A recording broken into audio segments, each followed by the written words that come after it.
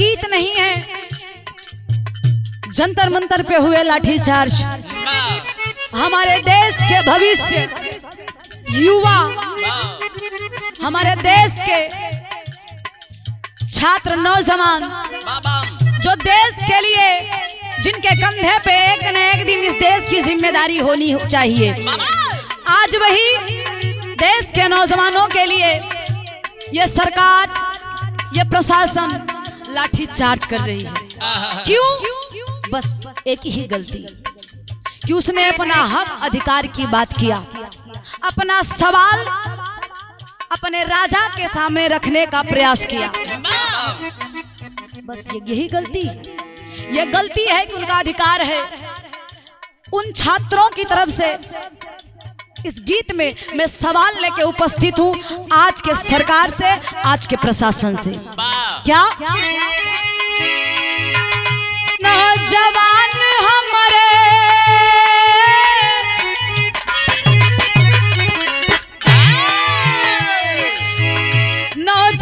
हमारे देशवा के शान हवे, फिर भी परेशान हवे ना।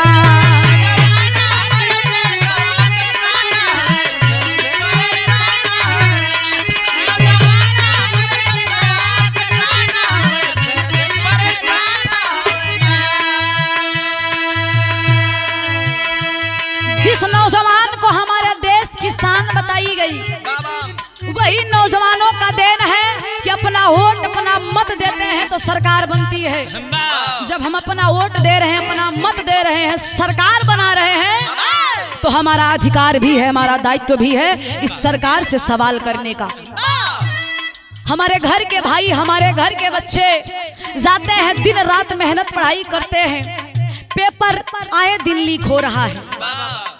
उस पेपर लीक होने के चलते कितने बच्चे अपने आप को खत्म कर लिए। कौन है जिम्मेदार? जवाब देना पड़ेगा इस सरकार से। मांग रहे हैं तो क्या परेशानी है? आज के शिक्षा मंत्री माननीय धर्मेंद्र प्रधान जी, आपको भी जवाब देना होगा। और इस देश के राजा जो पार्लियामेंट से पीछे के रास्ते से, पीछे के गेट से निकल रहे हैं बाहर, नहीं होना चाहिए। कुछ तो सोचिए, क्या कर रहे हैं आप? कवि जी लिखते हैं अगली अंतरा में, क्या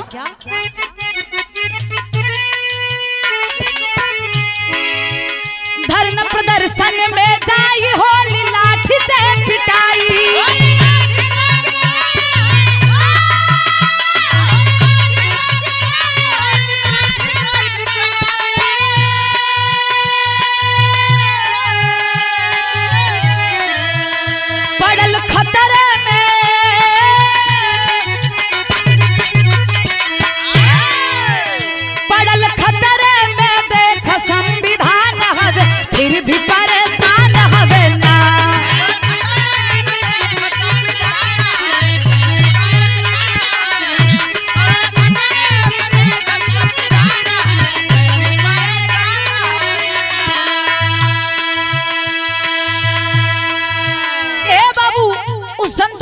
धरने पे जितने हमारे नौजवान गए थे, लाठी से बाबू लहू लुहान कर दिया गया।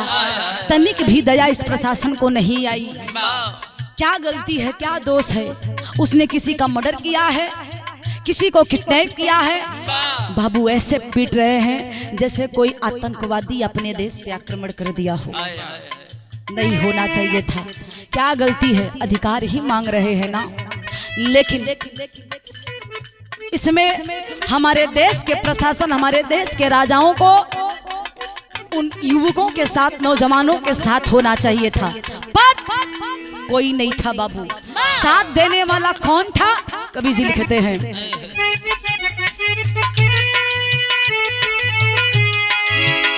अखिलेश राहुल जा बलाया उनके जेल में पठाए।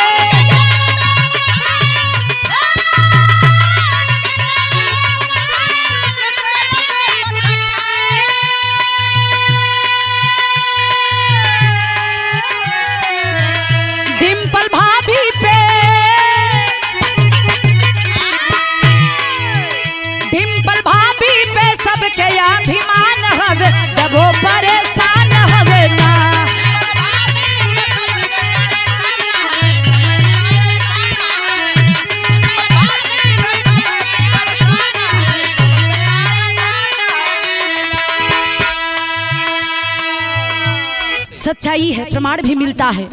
ये गुंडागर्दी है, ये सुरक्षा देने के लिए आए थे। प्रशासन की बात तो छोड़िए, वर्दी में आए जो आए ही थे, सादी वर्दी में बाबू अपने चेहरे को ढककर लाठी चार्ज करने के लिए प्रशासन के लोग उस भीड़ में सम्मिलित हुए और नौजवानों के ऊपर लाठी चार्ज किया। आखिर कौन थे वो? आखिरकार वो कौन थे, कहां से आए थे? कोई इस सवाल का जवाब देगा?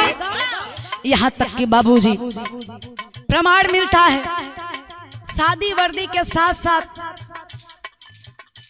आए बच्चों के ऊपर, नौजवानों के ऊपर, महिलाओं के ऊपर लाठी चार्ज किया। बाबू मरने के स्थिति पर छोड़ दिया, मरने के कगार पर उन बच्चों को छोड़ा गया। लेकिन भगवान के रूप में समाजवादी पार्टी के राष्ट्रीय अध्यक्ष बड़े भैया अखिलेश यादव जी भी आए। अरे वाह! उनको भी ये प्रशासन ले जाकर जेल में बिठा दी। सोचिए, और जो नौजवान, जो छात्र, समाजवादी पार्टी की सांसद, जिन्हें आज नौजवान माँ का दर्जा दिए, जानते हैं क्यों? उन बच्चों का आंसू पोंछी, उन प्यासों को पानी पिलाई, उन भीड़ में लाठी को सहते हुए उन नौजवान, उन महिला, उन छात्रों का साथ दी। हमारी प्यारी भाभी डिम्पल भाभी, लेकिन उनको भी परेशान किया जा रहा है। क्यों? क्योंकि वो लोगों का साथ दे रही है। इसीलिए कवि जी अगली अंतरा में लिखते हैं क्या?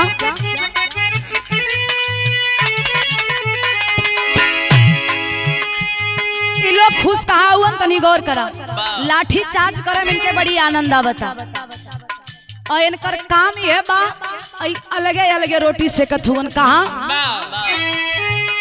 राम घर कैले चोरी,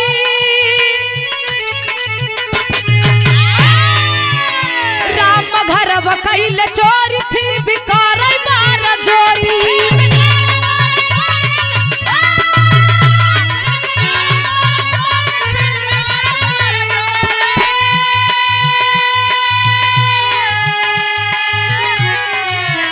सारे चोरवन के, सारे चोरवन के लागला दुकान हवे, फिर भी परेशान हवे ना।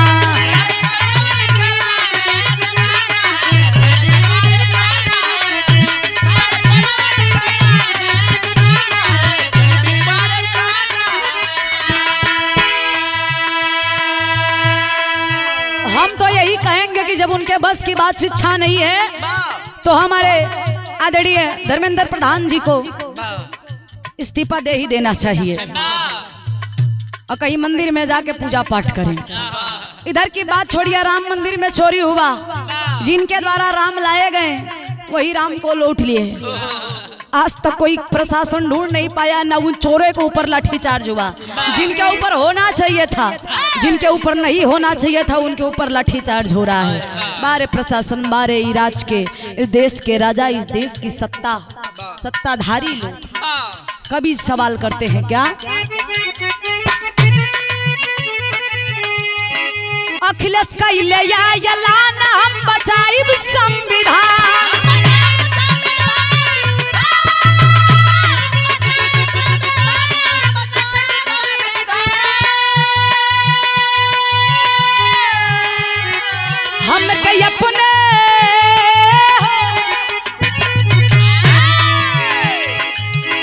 हम के अपने वतन पे अभिमान हवे, अब भी परेशान हवे ना।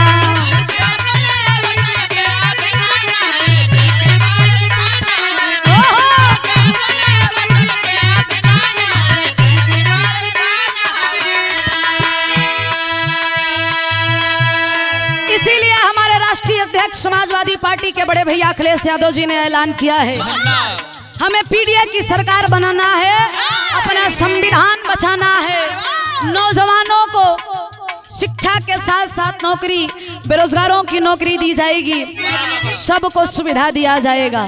न तो ये सरकार रही, जब अनपढ़न के सरकार रही तो ऐसे लाठीचार्ज हुई। हमनी ये सरकार बनाई, हमनी ये लाठी खाई। गलती उन नौजवानों की नहीं है, वही नौजवान है जिनके माँ बाप वोट देकर ये सरकार बनाए हैं। और इस गीत के माध्यम से हर वो नागरिक दोषी है जो इस सरकार को बनाया, जिन्होंने अपना मत देके ऐसी सत्ता, ऐसे सत्ताधारियों को सत्ता में लाया। आज जिनकी देन है कि हमारे युवा लाठी खा रहे हैं। अंतिम में कहे के पड़ल कवि जी के,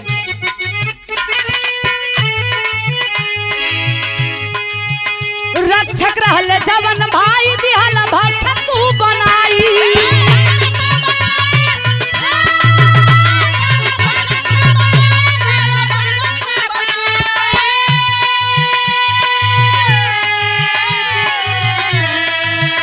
ज्योतियों पी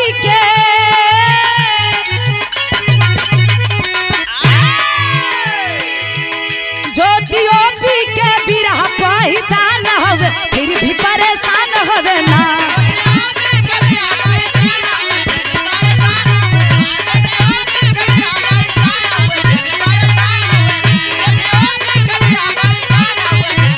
फिर भी परेशान हवे ना। बहुत बहुत धन्यवाद।